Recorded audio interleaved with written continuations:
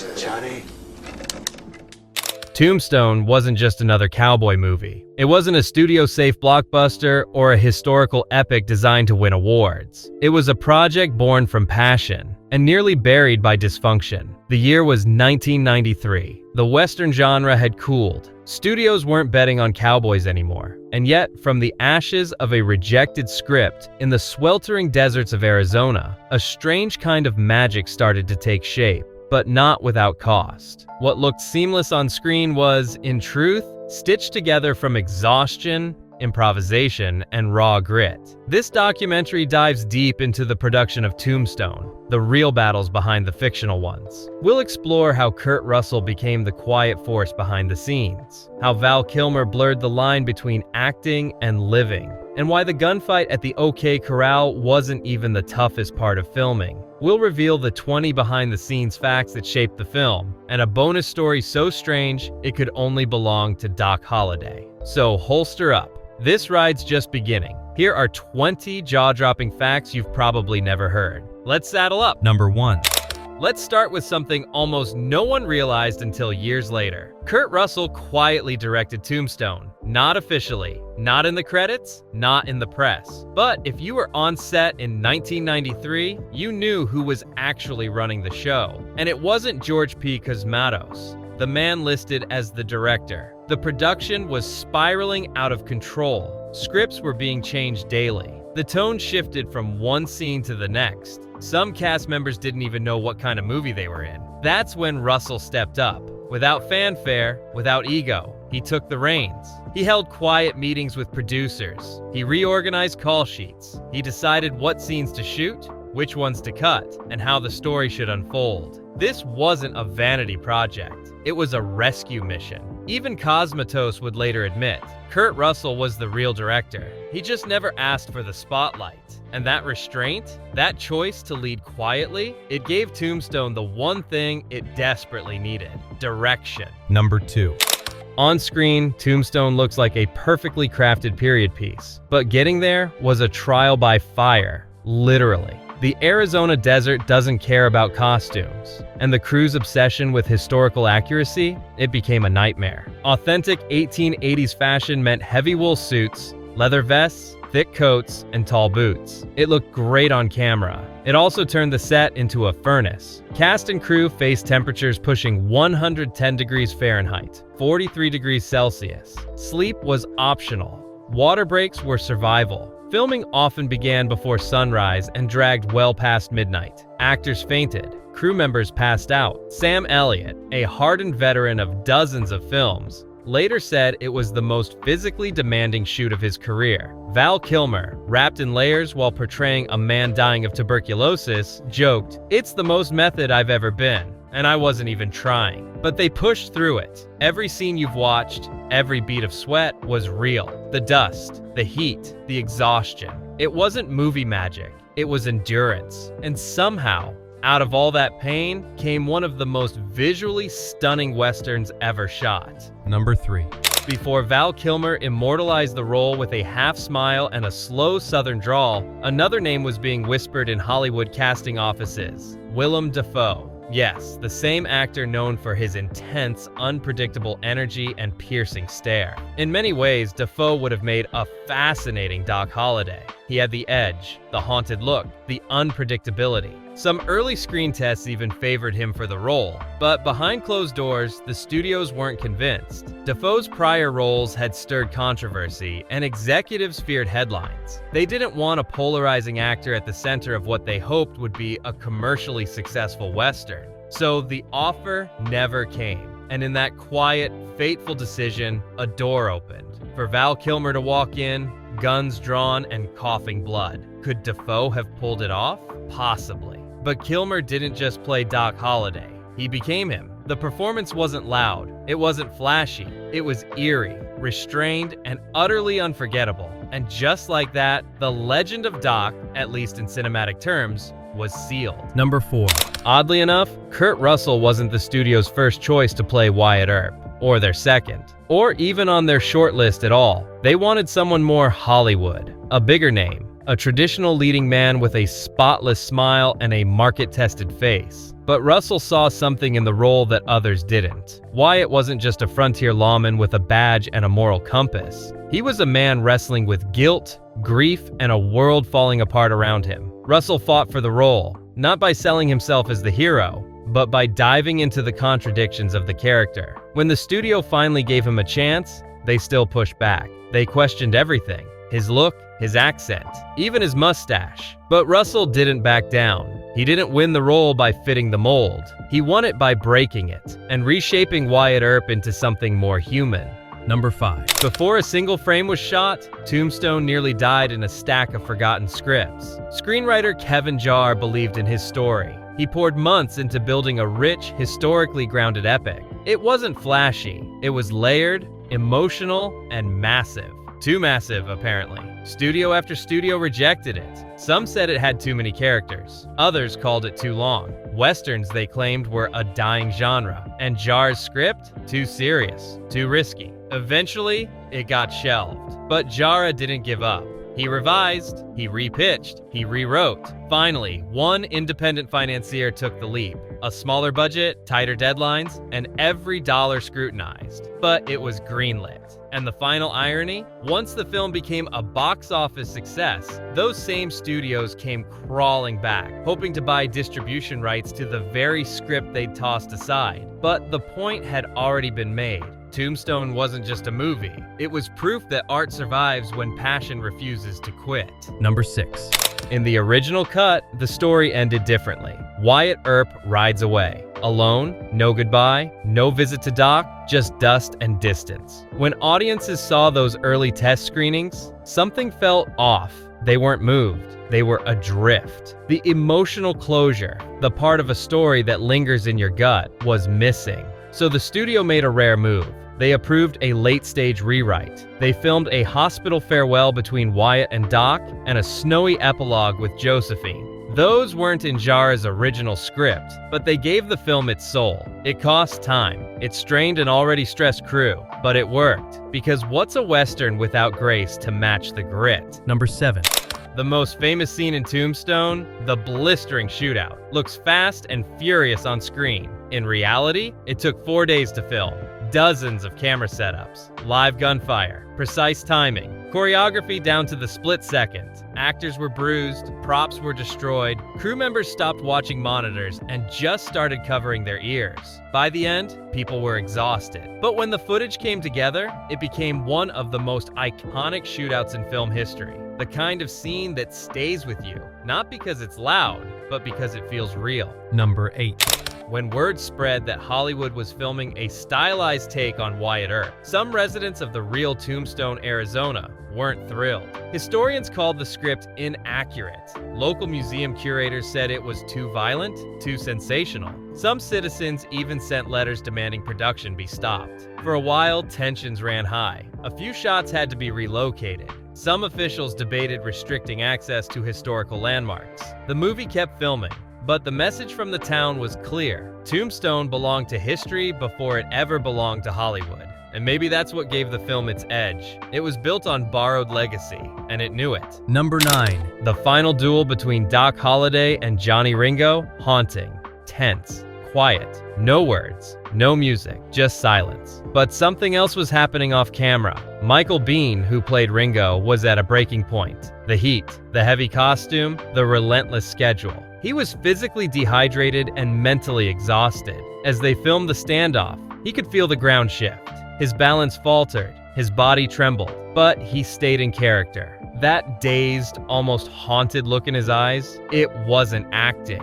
He was barely holding on. And the cameras caught it all, preserved in a scene where the real tension wasn't performance, but survival. Number 10.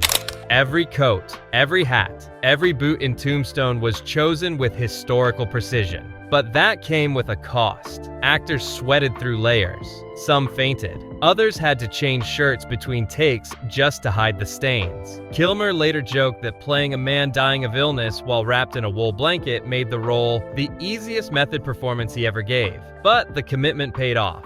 The film looks authentic because it was uncomfortable. And that discomfort, it's stitched into every frame. Number 11. There's method acting, and then there's what Val Kilmer did. From the moment he stepped on set, Val Kilmer was no longer himself. He walked like Doc Holliday. He talked like him. He sat hunched in pain like a man with tuberculosis. And he never broke character. Not during rehearsal, not during downtime, not even when the cameras weren't rolling. He stayed distant from cast members. Cold, quiet, measured. To the outside eye, it looked like intensity. But to those working beside him, it was something else. Devotion. Kilmer didn't want to act the part. He wanted to live in the skin of a man who was slowly dying and yet sharp as a blade. Even between takes, he refused to return to normal. He remained in character, breathing shallowly, eyes dimmed, his entire presence subdued. The line between actor and role blurred until no one, including Kilmer himself, could fully separate the two. By the time the film wrapped, the crew wasn't just applauding his performance. They were relieved because Doc Holliday could finally leave the room. Number 12. When the role of Josephine Marcus was being cast, the studio had a very specific image in mind. The classic romantic lead. Glamorous, polished, submissive. But Dana Delaney had something else in mind entirely. She read the script. She understood the historical figure behind the character. And what she saw wasn't some dainty love interest waiting to be rescued. She saw resistance. Delaney understood Josephine as a woman who carved out her place in a world that didn't make room for women like her. She was bold, rebellious, fearless in the face of judgment. So when Delaney auditioned, she didn't soften herself. She didn't flirt with the camera. She brought a kind of stillness and quiet strength that caught everyone off guard. And it worked. Josephine became more than a love story. She became a counterpoint to violence, a personification of hope and change. In a world full of lawmen and outlaws, she stood apart, not by fighting with guns, but by refusing to be shaped by them. Delaney's Josephine wasn't just a part of the story. She was a statement that in a film full of men trying to define justice, a woman could define freedom. Number 13.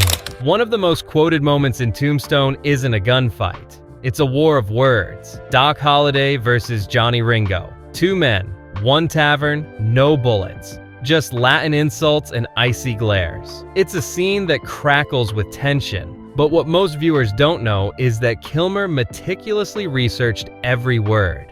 He worked with historians and language experts to ensure the Latin was era accurate, not just in translation, but in cultural weight. Every phrase Doc spits is sharp, deliberate, and historically grounded. This wasn't just clever writing, it was precision engineering, crafted to mirror a duel where each line lands like a bullet. Ringo fires the first jab. Doc smiles and parries. Back and forth they go, trading phrases that most of the audience doesn't even fully understand, but they feel it. The body language, the timing, the tone. It says more than any subtitle ever could. And before a single gun is drawn, it's clear. Doc already won. Number 14. Sam Elliot was born to play a cowboy. The mustache, the voice, the gravitas. So when he was cast as Virgil Earp, it seemed like destiny. But as rewrites piled up and the tone shifted during production, Elliot began to feel the soul of the script slipping away. Virgil, in the original script, wasn't just a sidekick. He was the moral backbone of the story, the man who stood when others bent, who chose duty over revenge. But that subtlety was vanishing. Trimmed away for pacing, tightened for runtime. Elliot was disappointed. He picked up the phone and told the producers he was thinking of walking. Then came a quiet meeting with Kurt Russell. They sat down and went through the script line by line, scene by scene. Together, they reshaped Virgil, restoring his emotional weight and bringing back the restraint that made the character meaningful. Elliot stayed. And because of that, Tombstone kept its anchor. But it came within one phone call of losing it all. Number 15. When people talk about Tombstone, they often mention the shootouts, the lines, the standoffs. But beneath all that smoke is something quieter and deeper. Doc Holliday is the emotional heartbeat of the film. He's dying, slowly, quietly, and he knows it. But he hides it beneath wit, charm, and sarcasm. He drinks, he plays cards, he fights. But at the core, he's a man who already knows the end is near and decides to matter before it arrives. Kurt Russell saw this. As the uncredited director, he made a bold choice. Give Kilmer more room. Some of Russell's own lines were cut. Whole scenes focused on Wyatt were trimmed, so Doc's arc could breathe. That's rare in Hollywood. But Russell wasn't just making a movie. He was helping tell a story, and he knew if the film was going to last, it would be because of what Val Kilmer gave it. Number 16. There's a scene in Tombstone that feels too cinematic to be real. Wyatt Earp walks into a creek under heavy gunfire, eyes locked on Curly Bill. He doesn't flinch, doesn't dodge. He walks straight in and fires one perfect shot. It feels like movie fantasy, but it actually happened. Historical accounts from 1882 describe almost the same moment. Earp charged into a creek during a standoff. Curly Bill fired and missed. Wyatt didn't. One shot, center mass. Some details vary depending on who's telling the story, but the core event is true. Tombstone didn't invent that moment. It recreated it. Number 17. Kilmer's portrayal of Doc Holliday isn't just charismatic, it's medically accurate. He didn't just act like he was sick. He researched 19th century tuberculosis, reading medical journals, case studies, and first-hand accounts. He learned how the illness attacked the lungs, how it made speech difficult, how it hollowed the face and drained the voice. Then he brought that into the performance. Kilmer practiced delivering lines while holding his breath, simulating the constriction Doc would have felt. He hunched his shoulders, slowed his walk. Sweat wasn't added in makeup, it was real. He didn't portray illness, he recreated it. And the result? A character that wasn't just dying, it was already halfway gone. Number 18. Most films give composers months to build a score. Tombstone gave Bruce Brotten just 4 weeks. The original composer fell through, and Brotten was brought in cold. No prep, no themes, just footage and a clock ticking fast. He leaned on instinct. He wrote music that was fragile for Doc, music that was quietly angry for Wyatt. He recorded everything in record time and somehow delivered a score that still echoes across Western film history. Under pressure, he didn't break. He composed something that felt like a heartbeat behind the gunshots. Number 19. By the time filming ended, the footage was a mess. Scenes were out of order. Story arcs were incomplete. Emotional beats were missing. Some editors came and went, unable to shape a film from the chaos. One of them described it like this: "We weren't editing a movie. We were stitching it back to life." Piece by piece, they found the rhythm. Moments began to connect. Kilmer's performance became the spine. The story slowly, stubbornly took shape. And when the final cut locked, everyone in the room knew it wasn't perfect, but it was alive. Number 20.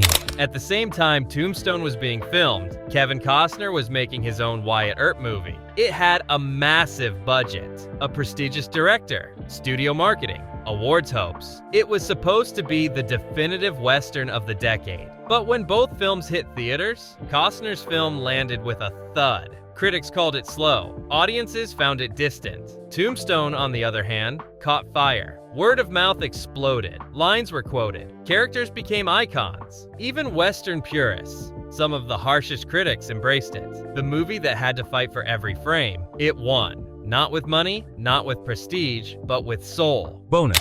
In Tombstone, Doc Holliday's death is quiet, reflective, peaceful. He fades away in a hospital bed, having made his peace with the world and his oldest friend, Wyatt Earp. It's a soft, noble exit for a man who lived hard. But the real story? It's stranger, and more haunting than any script could ever write. John Henry Holliday, once a Southern aristocrat, then a dentist, then an infamous gunslinger, spent the final chapter of his life not in a blaze of glory, but confined to a bed in a sanitarium in Glenwood Springs, Colorado. Tuberculosis had taken everything: his strength, his sharp tongue, even the ability to hold a whiskey glass steady. He was just 36 years old, but his body had aged decades. He was penniless, alone, forgotten by most, except for the nurses who cared for him and the ghosts that lingered in his past. As the disease tightened its grip, Doc became increasingly aware of the irony of it all. For years, he had lived recklessly. Shootouts, gambling dens, outlaw trails. Everyone, including him, assumed he'd die with a bullet in his chest or a whiskey bottle in his hand. Even Wyatt believed Doc would go out in fire, not fade away in white sheets and antiseptic rooms. And then, one morning, he looked down. He saw his bare feet, and he smiled. Just a half smile. Faint, tired, but unmistakable. "Well, I'll be damned," he said. "This is funny." Those were his final words. No epic farewell, No dramatic goodbye. Just one last dry laugh at the hand fate had dealt him. Because in the end, the man who had lived like a storm died like a whisper. Not on the streets of Tombstone, not in a saloon brawl, but quietly, in bed, without his boots on. For a gambler like Doc Holliday, it was the cruelest joke and the most fitting exit. A life lived on the edge, ended in irony. No fanfare, no shootout. Just a man who outran death so many times, he had to laugh when it finally caught up. And maybe that's why his legend endures. Because in life, he played his cards close. But in death, he still got the last word. If this story gave you a new perspective on Tombstone, or if you just love hearing what really happens behind the scenes, give this video a like, subscribe for more true film stories, and let me know in the comments which moment from Tombstone stuck with you the most. Thanks for watching, and remember, legends aren't born, they're built, one frame at a time.